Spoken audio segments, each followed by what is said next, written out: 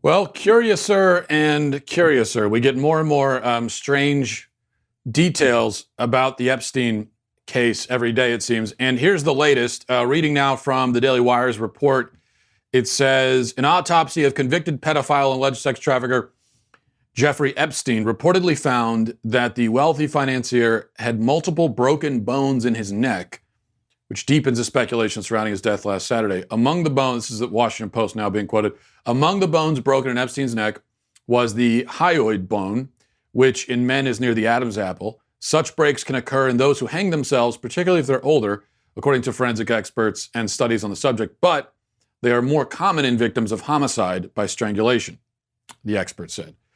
The New York Post reported on Monday that Epstein was found hanging in his lower Manhattan jail cell with a bed sheet wrapped around his neck and secured to the top of a bunk bed, and apparently killed himself by kneeling toward the floor and strangling himself. The revelation about the broken bones that were found in Epstein's neck followed the revelation on Tuesday night that the two guards who were supposed to be monitoring him fell asleep for 3 hours and allegedly falsified prison records to cover up their actions. Okay. Now, I don't want to get too graphic here, but let's imagine this for a moment. Let's try to wrap our heads around it. The official preliminary story is that Epstein hung himself by, as I just read there, tying a bed sheet around his neck, tying the other end to a bunk bed, and then leaning forward on his knees. So he was about 6 feet tall, 200 pounds. He obviously couldn't have jumped from the bunk bed to hang himself, but they're not claiming that. They're telling us that he leaned forward. This is already hard to imagine. I mean, just really try to imagine for a second a 200-pound man trying to hang himself by leaning forward with a bed sheet around his neck. The body's natural reflex is to save itself. No matter how much you, in your mind, want to kill yourself, your body does not want that. And so your body's going to just, it's a natural reflex there.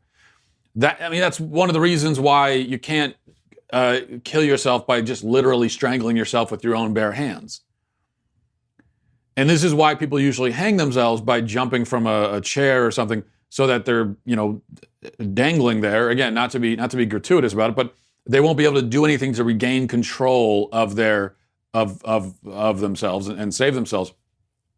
The point is, to successfully kill yourself the way Epstein supposedly did would require just, I think, an immense amount of determination and effort, for lack of a better term. But then you throw the broken bones in there, bones plural, not just one bone. There's been a lot of focus today on this, the one bone underneath the Adam's apple that's mentioned in the report, but it's not just that, but there are multiple bones broken in his neck. Now, you heard that this happens in a small minority of cases. I didn't read that part actually. The Washington Post noted that varying studies have of those who have committed suicide have found that 6 to 25% of them break the hyoid bone, which is one of the broken bones in Epstein's neck. So 6 to 25%. But that's just the one bone. It would be even smaller percentage that break multiple bones. And keep in mind that most of those hangings presumably involve someone who was dangling, someone who jumped from something. But even in most of those cases, there aren't any broken bones. In this case, though, leaning forward with a bedsheet around his neck, I don't see how that's possible. I don't see it. I suppose I can't say it's impossible, but that's a really hard thing to imagine.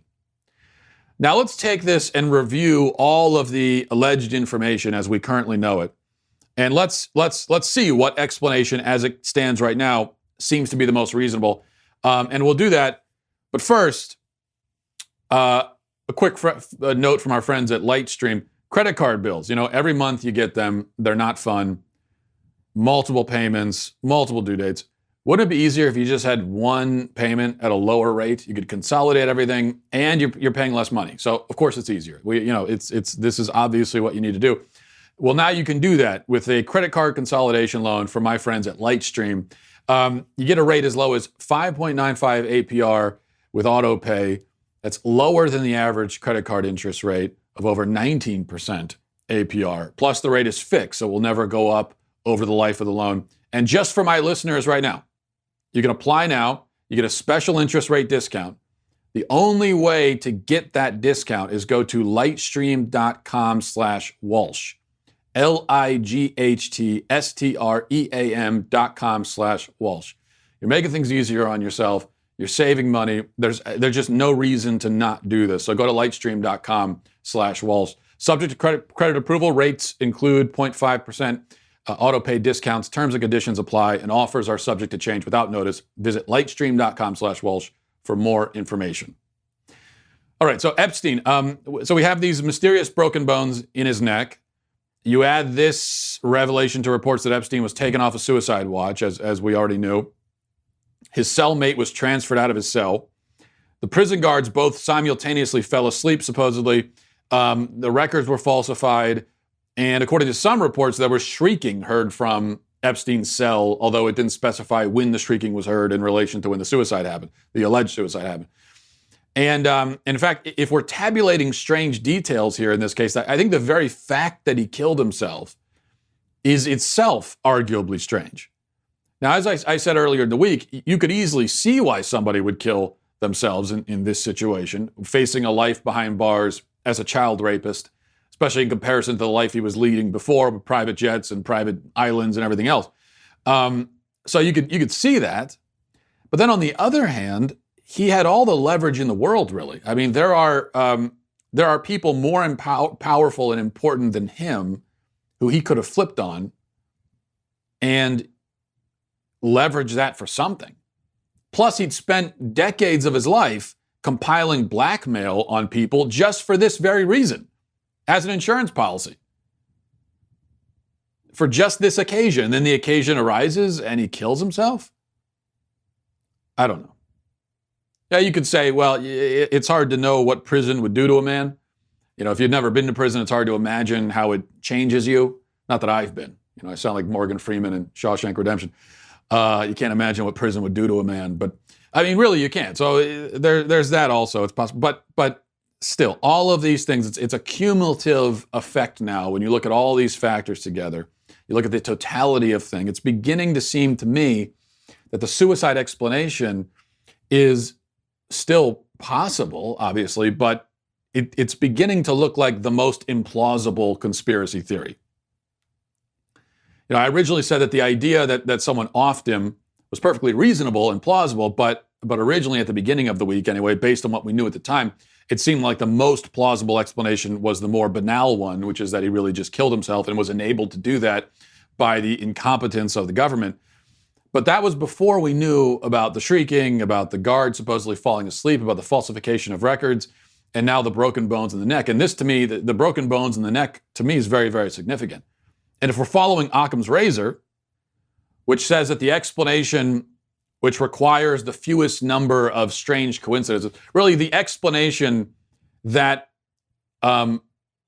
requires the fewest number of additional explanations is probably correct.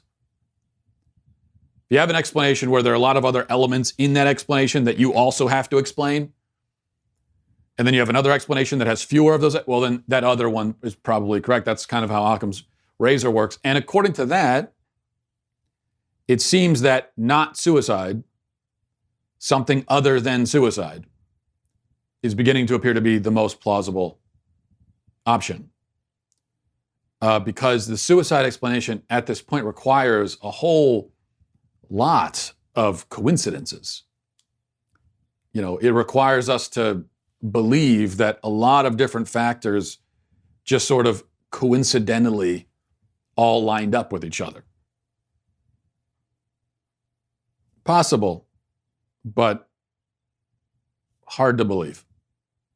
You know, in fact, if you had told me when this story came out that both the prison guards fell asleep for 3 hours, both of them, that was a big red flag to me. If you had told me that, well, no, they were there and they were checking every 30 minutes like they're supposed to, but Epstein hung himself in between that 30-minute stretch, I would have found that a lot more plausible. It doesn't take 30 minutes to hang yourself. I don't know how long it takes, a couple minutes, right? So if you had told me that, then I would say, oh, okay. But no, now you're saying they both fell asleep for 3 hours, both of them? That's tough. And then they falsified the records. I don't know, but my fear is that whatever happened, we're never going to find out for sure, especially with our illustrious media, which seems to be losing interest in this story. I mean, this to me is definitely the biggest story happening right now, in America anyway, when you consider the implications. This should still be headline news. I mean, this should be leading the news broadcasts, it would seem, but it's not. The media is already trying to move on from it. And I think we all know why that is. When you consider the political leanings of some of the people who could have potentially been implicated by Epstein. All right, before we move on, I need to tell you something about Vincero watches. Listen, it's the biggest sale of the year happening right now with Vincero watches. The more you shop, the more you save. You could save, literally hundreds of dollars you could save, and it's happening right now. Again, it only happens once a year, so you need to stop what you're doing don't stop watching this. Finish this, and then get on top of that. Everything on the site is on sale right now. No exclusions. Even the all-new collection that just dropped is available now. Vincero just dropped 2 new collections of watches and a line of men's wallets as well. So it's not just watches, they've got wallets, other accessories. It's all on sale. The products do sell out though, so you don't want to wait to buy. You want to go right now. Go to vincerowatches.com right now, and that's how you get the best bang for your buck. With Vincero watches, the thing about Vincero watches is they're stylish, but they're also affordable. So when you're wearing the watches, people aren't going to know how much money you saved on them. They're going to think that the watch is much more expensive because these are very high as far as watches and things like that go. This is the best bang for your buck that you're possibly going to get. Here's an important point. They offer free shipping worldwide. So there's really no excuse not to check them out. Again, it's vincerowatches.com, VINCERO watches.com. Go there right now and save, and you can look better in the process. Okay, the website Pink News is a prominent gay news site based in the UK, I believe. They had an article and a video up yesterday celebrating the story of Mark and Caleb. Mark is 55 and Caleb is 22. And they've been in a quote-unquote relationship for 6 years, and now they're getting married. Now, I'll let you do the math on that. Caleb is 22. Mark is 55. They've been dating for 6 years. Dating, again, quotes. Just imagine the scare quotes around many of the words I'm saying here. Dating, relationship. Because this discourse is not relationship and it's not dating. This is grooming and sexual abuse. This means that they started this interaction when Mark was a 49-year-old man and Caleb was a minor. Now, Pink News has since taken down the video and the news article, but here's a screenshot for you. I'll show you. I'm sorry to subject you to this, but there you go. There it is. Totally normal, right? Totally normal for a man in his 50s to be dating a boy who was in high school at the time when they met. A guy who even now looks to be about 12 and wears makeup. Totally normal, for a grown man to be, right? Completely normal. Nothing we could say about that. Well, no, it's not normal. And it's not okay. But the goal is to make this normal. And I've been warning about this for years. I'll keep warning about it. Because I truly believe that the normalization of pedophilia is the next frontier for the left. We're already there. They're doing it right now. That's what this is. Not in those words. Okay, they're never going to get to a point. There will never be a point where the left is saying, yeah, pedophilia is okay. They're going to use different words. That's what they always do. But these kinds of stories here, they're the perfect tool for the normalizers of this kind of thing. Because technically, and I was informed of this when I was posting about it yesterday on Twitter. Some people say, well, technically this is legal. But I mean, you put up the picture again. Let's look at that picture one more time. Technically, you see this right here, technically is legal. Technically, apparently, they started, quote, dating when Caleb had reached the age of consent. Technically legal. Now, we all know, though, that even if that's technically legal, it's still sick and gross and morally deranged and evil and just awful. We know that. We also know that if you're a 49-year-old man sexually attracted to 16-year-old boys who look about 10, that probably means that your attractions, well, it's unlikely that your sexual attraction just automatically happens to cut off at the age of, at the legal age of consent. You know, if you're a 49-year-old man attracted to 16-year-old boys, it's pretty unlikely that, 15, 14-year-old boys? Oh, no way. 13? No. If your attractions go in that direction and that young, it probably extends further than the legal age of consent is what I'm saying. So this kind of story, the reason why Pink News presented it to us in such a happy and cheerful way is that it moves society in the direction of seeing these kinds of things as normal and okay. Of course, Pink News is not going to show us a story, you know, about a 50-year-old man in a quote-unquote relationship with an 8-year-old boy. They're not going to do that. Even if the people who run that site would personally have no problem with that, they're still not going to show us that. But they're going to do something like this, where they could say, it's legal. It's just like the video I played earlier in the week of a drag queen at a drag queen story hour teaching kids how to twerk. Technically legal, I guess.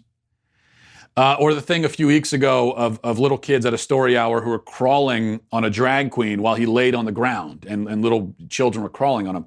Or the thing where the 11-year-old drag queen danced at a gay bar while grown men threw money at him. All of that, technically legal. It shouldn't be, by the way. It definitely should not be legal for a child to dance at a gay bar. I don't think it should be legal for a drag queen to go to a bunch of kids and start twerking for them. I think that's sexual harassment of children. That should be illegal too, but it's not, apparently. So the normalizers can always hide behind that and say, hey, it's legal, man. You know. Yeah, so what? It doesn't change the fact that it's evil. And that doesn't change what they're trying to condition us for. And I would, when we talk about normalizing of pedophilia and child sexual abuse, the biggest example, which I haven't even mentioned, is the very fact that we're told that 3-year-old children can choose their own gender. You know, the fact that we have 8-year-old quote unquote transgenders. That's part of this too. Because what are we saying? We're saying, oh, well, kids are old enough to make these kinds of decisions for themselves. If an 8-year-old boy is old enough to decide his own gender, then you know, the next thing we're going to be told eventually is that 8-year-old boys are also old enough to consent to sexual relationships. We need to, I mean, the main thing I think that has hampered the conservative movement for years now is an inability among so many of us to see where things are headed. Which isn't to say that we all need to be prophets. I'm certainly not. And we don't need to see the future, but we should have a sense, we should be able to look at where we are now. And we should have an intuition of what's going to happen next. And I think for a long time, many conservatives, especially the so-called thought leaders at the head of the conservative movement, have not been very good at that. And so we're constantly being blindsided by things like this. The whole transgender thing kind of blindsided the conservative movement, where it seemed like all of a sudden they're saying that, you know, everyone's lost their sense of what a man or a woman is, and people can choose their own gender. And I think for a long time, conservatives were kind of fumbling around, like, what's going on? How did this happen? Well, if you'd been paying attention, that shouldn't have surprised you. So 10 years from now, I don't want to hear conservatives throwing their hands up and say, what's happening? How did this happen? Now that pedophilia is totally normal and okay, and you even have Democrats openly arguing to legalize it. No, don't be surprised. Especially if you're not saying anything about it now. Don't act surprised when it actually happens. All right. Before we go to emails at mattwalshshow@gmail.com is the email address. Before we do that, I wanted to make mention of this as well. And I've had this on deck to talk about for a few days now. Marty Sampson, who is, was, I guess, a songwriter for the Christian band Hillsong United, very popular Christian band, recently announced that he's losing his faith. He's questioning things. He's beginning to suspect, it seems, that Christianity is false, that Jesus is not the Messiah, that I guess God doesn't exist. And this is just the latest prominent Christian to leave the faith or to consider leaving the faith in the last few months. That's why this is sort of, to have one guy who comes out and says this is not terribly shocking, but this is part of a pattern now. It's really becoming a trend, where you've got prominent pastors. There was the guy who wrote the Why I Kissed Dating Goodbye. What was his name? Joshua Harris, I believe. He left the faith. So there have been a number in the last few months. And now we have Marty Sampson. Let me read part of what he said. He posted this to Instagram. He deleted the post, which I am somewhat surprised he deleted it, because you said it. We all know it. I don't know what deleting it's going to do. But so he said, in part, time for some real talk. I'm genuinely losing my faith, and it doesn't bother me. Like, what bothers me now is nothing. I am so happy now, so at peace with the world. It's crazy. This is a soapbox moment, so here I go. The grammar's here a little bad, the grammar here is a little tough, so I'm going to stumble through this. Okay, how many preachers fall? Many. No one talks about it. How many miracles happen? Not many. No one talks about it. Why is the Bible full of contradictions? No one talks about it. How can God be love yet send 4 billion people to a place all because they don't believe? A place, I assume he's talking about hell. No one talks about it. Christians can be the most judgmental people on the planet. They can also be some of the most beautiful and loving people. But it's not for me. I am not in anymore. I want genuine truth, not the I just believe it kind of truth. Science keeps piercing the truth of every religion. Lots of things help people change their lives, not just one version of God. Got so much more to say, but for me, I'm keeping it real. Unfollow if you want. I've never been about living my life for others. Okay, now, a lot of what he says, and I think since that post, he's posted other things saying that, he hasn't left the faith, but he's struggling, and he's looking into various apologists and so on. Now, a lot of what he says, no one talks about. In fact, we do talk about those things. I know I do, and I have on this show. The failure of pastors was the first thing that he mentions. If pastors fall, I assume he means all these various scandals involving pastors and priests and other Christian leaders. That is a regular topic of conversation among many Christians. It's something I've talked about many times. So I think that's just not true, that we don't talk about those things. Alleged Bible contradictions, well, with that, I think I actually agree with him, that I think there isn't a lot of talk about that.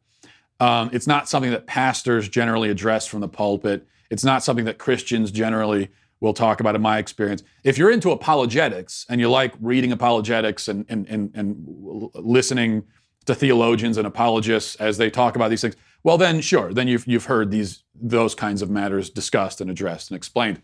But not on a popular level. And most Christians, even though I think they should, most Christians aren't really reading apologetics and they're not really into theology. And so they're getting, their helping of Christianity is going to come from their church, from their pastor, from the people around them, on the more popular sort of level. And on that level, I think that there is a failure to address some of this stuff. Including the issues with the Bible. For example, why aren't pastors getting up on the pulpit? And I'm sure I'll get emails, people saying, "Oh, my pastor does talk about it." Okay, well then, but I think your pastor's an exception. For the most part, why aren't pastors getting up on the pulpit and talking through, say, the infancy narratives, and talking about the differences and challenges there and how to reconcile them? Because if you don't talk about it, now I know the infancy narratives in the Bible are talked about from the pulpit quite a bit, especially around Christmas time. But usually what happens is that the pastor or priest is up there and he's just giving you the sort of standard story of Jesus that we're all familiar with, which is a harmonization of Luke and Matthew. What you don't usually hear is a pastor get up and say, okay, this is what Luke says, here's what Matthew says. Let's, here are the differences. Let's talk through this. The fact is, Matthew and Luke seem to tell wildly divergent stories. Luke has the Holy Family going to Bethlehem for a census. Matthew has them already living there to begin the narrative. Luke has them returning home after a visit from the shepherds and then going to present Jesus in the temple. Then they go home to Nazareth. Matthew makes room for a years-long flight to Egypt to escape the slaughter of the innocents in Bethlehem, an event that Luke never mentions. And then Matthew says that they were going to go back to Bethlehem, implying that that was their home originally, but then they decided to go instead to Nazareth when Joseph was warned in a dream that, it wouldn't be safe to go back there. So, and so on and so on. Now, I think there are ways of dealing with this, ways of understanding it, but the point is, I had to go on my own and first discover these difficulties and then hunt down answers to them. And it had, when I've struggled with some of this stuff or looked into it, I've had the experience of trying to talk to other Christians about it, and either they have no idea because they've never studied this. I can't tell you how many Christians don't actually know the story of Jesus' birth, and they couldn't tell you what Luke says as opposed to what Matthew says. That's pitiful. And I admit that I was in that camp for a long time because I hadn't actually sat down myself and said, let me study this myself, rather than just taking whatever version is given to me by someone else. It's pathetic. So there are ways of going through this, but I think that these are issues that should be addressed head on from the pulpit. These are not issues that we should be afraid of. So what Samson is saying here, I think we should take it more seriously than a lot of Christians seem to be. Also, I'll just say this. I've been watching the reaction among Christians to this latest Christian leader questioning his faith, and the reaction among some Christians, unfortunately very loud ones, not all of them, probably not the majority, but some, has been, in my opinion, horrible. Screaming at the guy that he was never a true Christian, that he's an apostate, et cetera, et cetera. That's not the right response here. All you're going to do is scare him away forever when you react that way. What do you think? When someone says, look, I'm really struggling, I'm questioning these things, and you say, then you were never a real Christian to begin with, get out of here. What do you think that's going to accomplish? It makes you feel better because he had a temper tantrum, but is that going to help save his soul? Especially because he didn't say exactly that he's leaving Christianity. He said he was having doubts, serious doubts. He was struggling. His faith is dwindling. And he claimed that he was at peace and happy, but I don't really believe that. To have your whole world upside down and questioning the fundamental truths that you were raised on. There's no way you're happy with that. You don't get happiness out of that. This is obviously someone who's in a lot of emotional turmoil. The guy opened up, he was honest about his struggles. And our response to that is what? To accuse him, to yell at him, to get angry, try to invalidate everything he's saying as if there's no validity to it at all, as if he's just imagining it, which is what I've read a few more lengthy responses to this Marty Sampson thing from some, supposed Christian, leaders and apologists. And some of it has been Bible contradictions. What are you talking about? That's ridiculous. If you knew the Bible, you would know that there are no contradictions, you idiot. Paraphrasing, but that's kind of been the reaction. That's not right. And what he's saying, some of these issues here in the Bible, it's not crazy to notice them. There are some real serious issues that are very difficult to understand. And it's not as simple as, you can't just wave it off. You could spend your whole life studying just these issues with the infancy narratives, which some people have. You could write, whole volumes have been written about it. That's how complex the issue is. So when someone says, man, I'm struggling with this, to wave it off and say, what are you talking about? You can't see how it fits together, you idiot? That's not the right response. I think when someone opens up like this and is honest about their thought process, our response should be, okay, thank you for being honest. Let's talk about it. Let's talk through this. Because I'll tell you this, if people are shouted at for opening up about their doubts and their issues, they're going to stop opening up. And instead, they're just going to drift away. If that's the reaction they get, I mean, I think that's probably why he took down the Instagram post, because the reaction was so hostile. And so but then what's going to happen? He's just going to say, you know what, screw these people then, in that case. I can't talk to them. I can't be honest with them. I think as Christians, our religion cannot function like a cult. I mean, that's the accusation you hear from atheists, is that we're a bunch of cultists. Well, we're not. I mean, by some definition of cult, then technically every religion is a cult by some definition. But in the pejorative sense, when someone says, "Oh, you're a cult," what they mean is you're just a bunch of mindless drones. You're brainwashed and all that kind of stuff.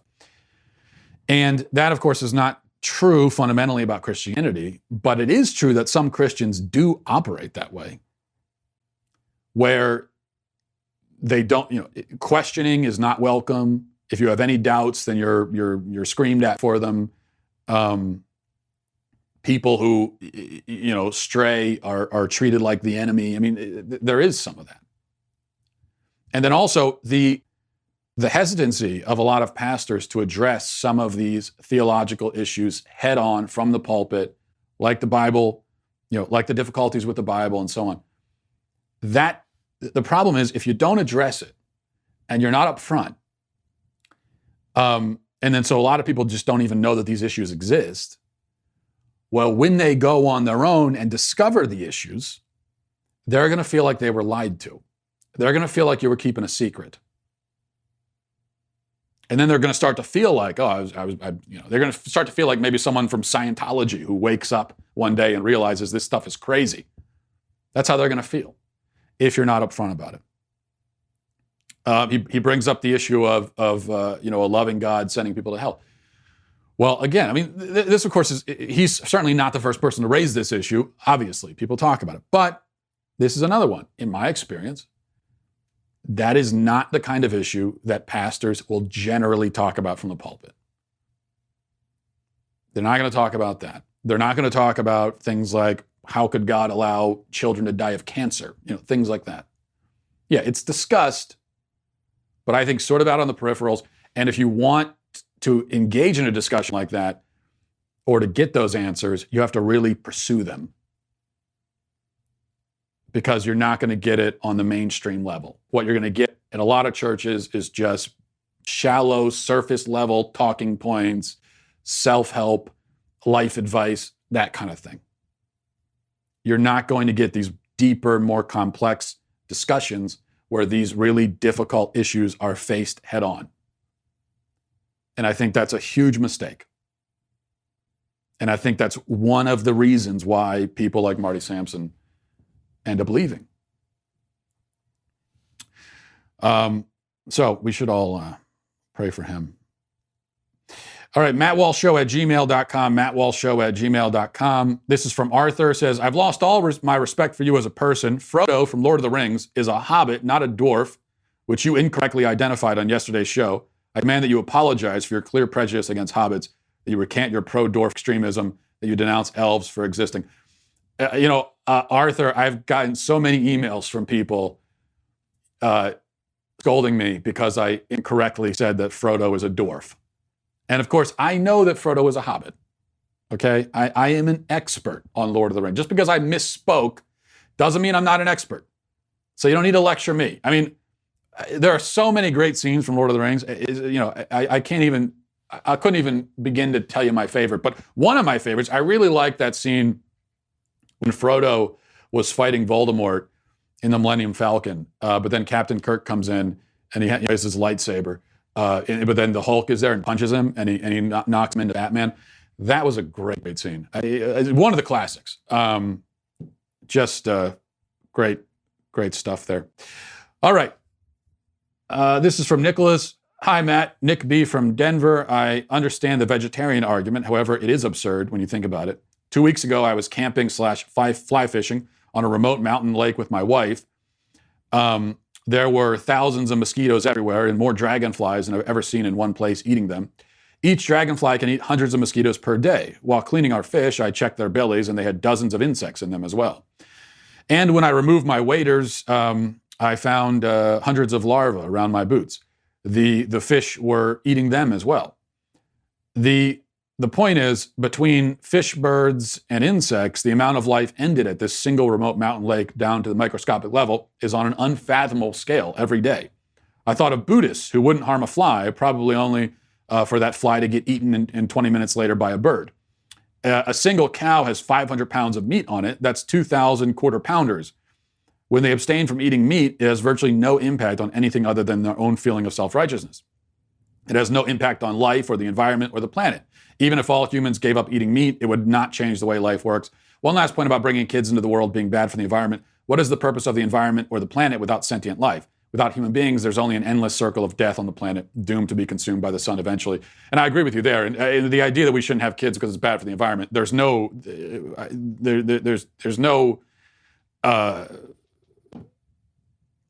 nothing redeeming about that argument at all. But the vegetarian argument, as I said yesterday when someone wrote in and was mad that I'm always so dismissive of the vegetarian argument, I said that I don't think it's a crazy argument. The idea that it's, we shouldn't eat meat. I don't agree with it. And I made a similar point to the one that you just made, which is that this is part of the cycle of life and animals kill each other all the time. And if you're saying that, we are animals ourselves, that's what vegetarians often say. They say, well, we have no right to go around killing animals. We're not better than them. Well, I happen to disagree with that. I think we are better than them and superior to them. But if it's true that we're not, then we're just part of that cycle. And why shouldn't we engage in it? To blame a human for eating a cow would be just as absurd as blaming a lion for eating a gazelle, right? So I agree with you there. And no matter if you're looking at it from an evolutionary, Darwinistic, materialistic perspective or a theological, theist perspective, either way, it seems like we were made or we evolved to eat meat, and so that's fine. But I think a vegetarian would respond, and as I said, it's not a crazy response to say that, okay, but yeah, there's a difference between killing an insect or even a fish and killing, say, a cow or pig. And it all comes down to the ability, an animal's ability to suffer. And if these are beings that have some sort of internal life, some sort of consciousness, and they're able to suffer, then we shouldn't kill them. And I think that would be the vegetarian argument. They would say, well, I think we all know that a mosquito is not capable of those kind of thought processes. However, a pig or a cow probably is. And so, how do you square that? And I also think there's also an inconsistency here, because most people who say it's okay to eat meat, we would be horrified if someone went and shot a dog, unless the dog is being put down because it was suffering. But to kill a dog, certainly to kill and eat a dog, if someone were to kill and eat their own dog, and they weren't starving, but they just felt like having it for dinner because they were curious about how it tastes or something, we would all be horrified by that. But what's really the difference between a dog and a cow? I don't know. I can't really. Why really objectively is it wrong to kill a dog but not a cow? I know subjectively we tend to bond more with dogs than cows, but as far as the dog and cow itself, their ability to suffer, their ability to feel things, and so on, are we sure that the dog really? I don't know. So that's what I'm saying. I think there is sort of an inconsistency. I haven't worked it out completely, but I guess it's not an issue that I care overly much about. I don't spend a lot of time thinking about it. And at the end of the day, I think as I said, it's perfectly fine to eat animals. Although, as I said yesterday, when you talk about factory farming and when you talk about basically producing animals just so we can eat them, and they spend their whole life basically on an assembly line, cooped up and cramped and everything. I think some of the stuff you hear about factory farming is probably exaggerated, but it isn't all exaggerated, and it does seem like rather a miserable life to be, a pig living in a slaughterhouse, right? So that becomes more difficult, I think, also to justify. What you're talking about here, Nick, is, you're out in nature, you're fishing, you're camping. It's a very sort of natural, you're in nature, you're part of nature, right? So it's much easier to justify killing animals in that environment as you are sort of part of that circle of life. But when you think of it more as where we are just producing animals to kill them, and that's the only point, and we have no concern for their suffering or anything, then I don't know, it becomes harder to justify. So, but I will continue to eat meat because it tastes good. So that's my moral argument. It's not good, but that's it. Listen, I try to be consistent intellectually, but we all have inconsistencies. And this is one of mine. I admit it. You ask me to give up hamburgers, I just can't do it. I can't. It's as simple as that. I'm sorry for the cows that they happen to be so delicious and so slow and so dumb. I am sorry for them. I'm glad that I'm not one. But what can I do? All right. We will, with that very intelligent argument on my part, we will leave it there. Thanks, everybody, for watching and listening. Have a great day. Godspeed. Hey everyone, it's Andrew Klavan, host of The Andrew Klavan Show. So now we hear there was shrieking coming from Jeffrey Epstein's cell before he died, and sources say he suffered injuries more indicative of strangulation than suicide. But we can trust our authorities and elites to get to the bottom of this, right? Right? We'll talk about it on The Andrew Klavan Show. I'm Andrew Klavan.